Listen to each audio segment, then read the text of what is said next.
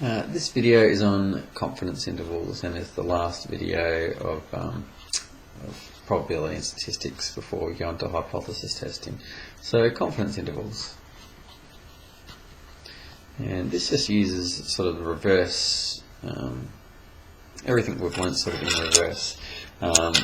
Instead of saying the probability of something happening is equal to 95%, what we're saying now is there's a 95% chance of Z being greater than this. And so that's what we're sort of looking at now, and it'll be proved in class, but basically I'm just going to give you the definition, which is, so a 95% confidence interval for mu is x bar minus 1.96 sigma over root n,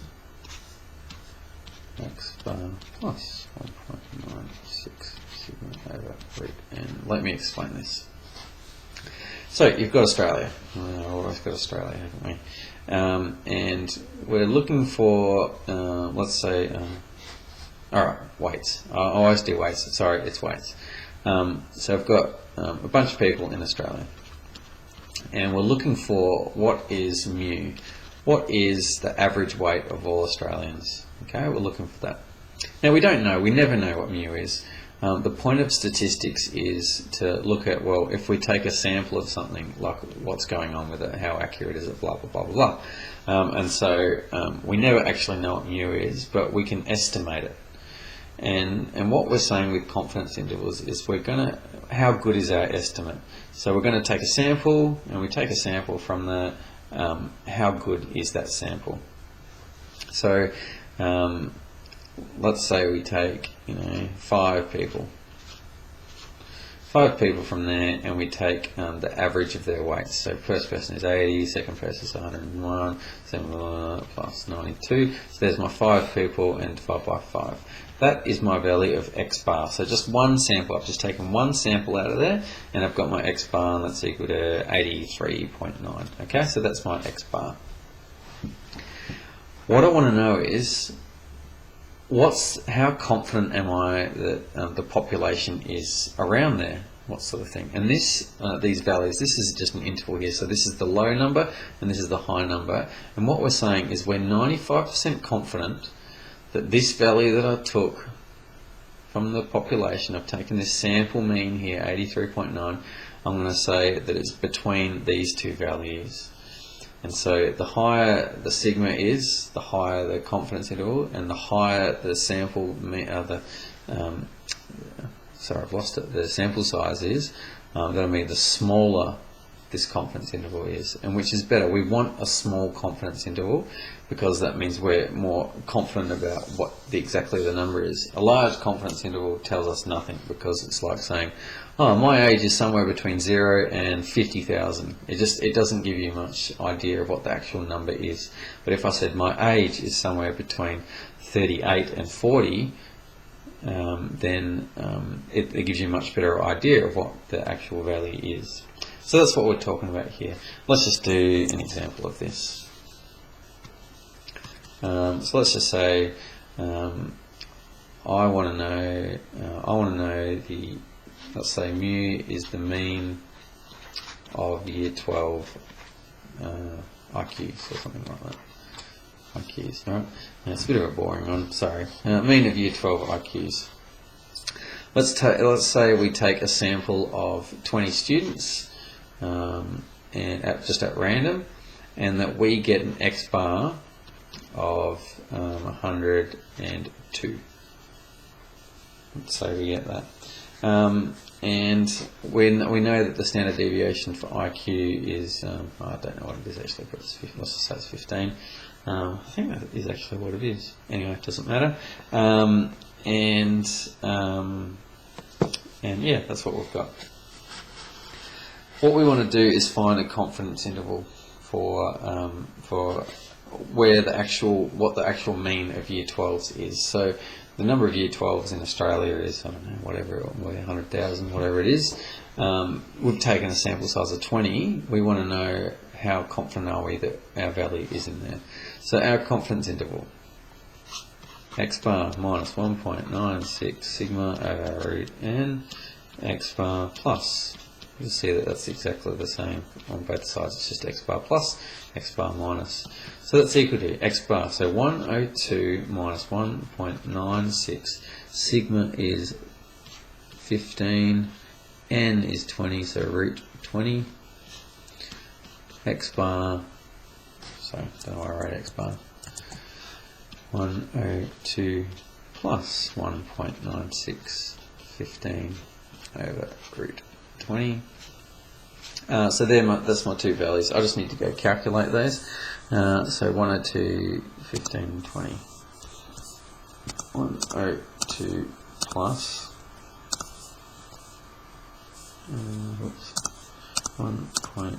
Didn't get the 1. Saw that thing wiggling on the side of the screen. I don't like it. Times. What was it again? Sigma was 15 and n was 20, so root 20. Root 20.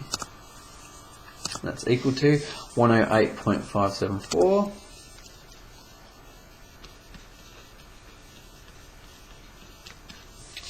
And I'll just do the minus one. Let's go up to that and let's change that to a minus.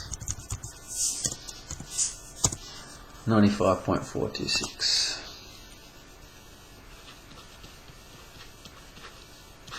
Okay, so what does this mean? What we're saying is that the average mean of Year 12s in all of Australia,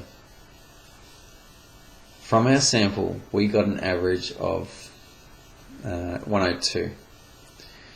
We are 95% confident that the average IQ of all Year 12s in Australia is somewhere between 95.426 and 108.574. It gives us a confidence that it's somewhere in there. What would have made that confidence even smaller? Well, if sigma was smaller, in other words, the variance was smaller, that would give us more confidence that it was smaller. And also, if we increase the sample size, instead of taking 20, if we took 50, that would increase our confidence that the value lies somewhere in between there. And that's confidence intervals. You'll see here that this is x bar minus 1.96 sigma over root n, this is x bar plus that. And so if you've got whatever the value x bar in the middle, then you go that way by this amount and you go that way by this amount, and that's what you get. What this is called the margin of error in the confidence interval, margin of error. Okay, so it tells you how far it sort of goes left and right, how far apart they are. And so let's just write this down. The margin of error in a 95% confidence interval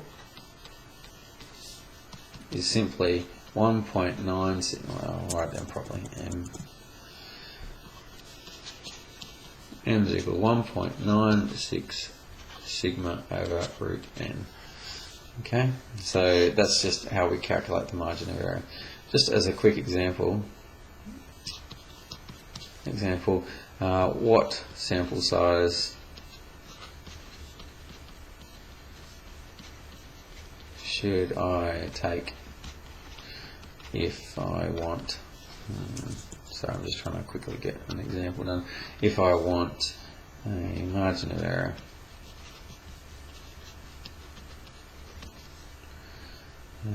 of 2,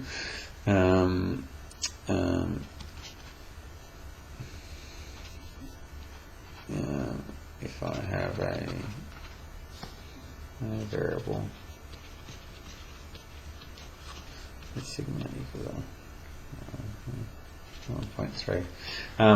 And so what you can do is, if you've got a situation where you're collecting data and you know what your margin error should be and the sigma of the standard deviation of this population, then what you can do is find the sample size.